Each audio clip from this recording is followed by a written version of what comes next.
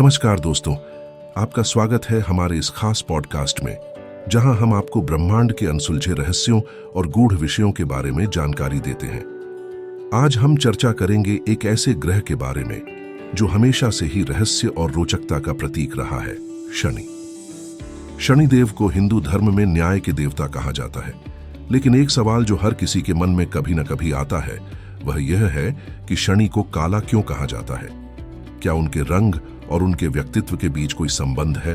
पहली बात, शनि के रंग को उनके प्रभाव और ऊर्जा से जोड़ा गया है। काला रंग गहराई, गंभीरता और आध्यात्मिकता का प्रतीक है। शनि का प्रभाव व्यक्ति को उसके कर्मों का फल देने में निष्पक्ष और गंभीर माना जाता है। शनि को काले रंग का वस्त्र, काले तिल और काले तेल से प्रसन्न किया जाता है। यह सब इस बात को दर्शाता है कि शनि के प्रभाव में गहराई और न्याय है। पुराणों के अनुसार शनिदेव भगवान सूर्य और छाया देवी के पुत्र हैं। सूर्य की तेजस्विता और छाया की गहराई से ही शनि का निर्माण हुआ है।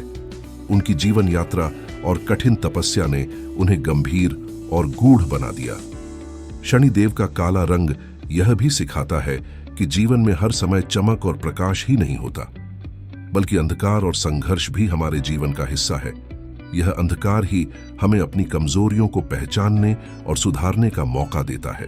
आगे बढ़ते हुए शनि के कुछ रहस्यों पर चर्चा करते हैं। शास्त्रों में कहा गया है कि शनि की दृष्टि बहुत तीव्र होती है। यही कारण है कि उन्हें प्रसन्न करने के लिए लोग विशेष उपाय करते हैं। लेकिन क्या आप जानते हैं कि उनकी दृष्टि इतनी कठोर क्यों मानी जाती है? इसके पीछे यह धारणा है कि शनि आपको आपके कर्मों का परिणाम अवश्य देंगे। उनकी कठोरता हमें जीवन में अनुशासन और सत्य के मार्ग पर चलने की प्रेरणा देती है। इसके अलावा शनि की चाल भी बहुत धीमी होती है। इसे लेकर ज्योतिष में माना जाता है कि उनकी धीमी गति जीवन में धैर्य और स्थिरता का महत्व सिखाती है। अंत में शनि हमें यह भी सिखाते हैं कि अंधकार के बाद उजाला जरूर आता है। अगर हम अपने कर्मों को सही रखें तो शनि का आशीर्वाद हमें जीवन में सफलता और शांति प्रदान करता है। तो दोस्तों, आज हमने जाना कि शनि को काला क्यों कहा जाता है और उनके जीवन से जुड़े कुछ गूढ़ रहस्य। शनि के बारे में जितना जानेंगे उतना ही उनके गूढ़ संदेशों को समझ पाएंगे।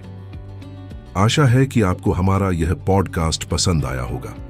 अगली बार फिर मिलेंगे एक नए विषय और नई कहानी के साथ। तब तक के लिए नमस्कार और धन्यवाद।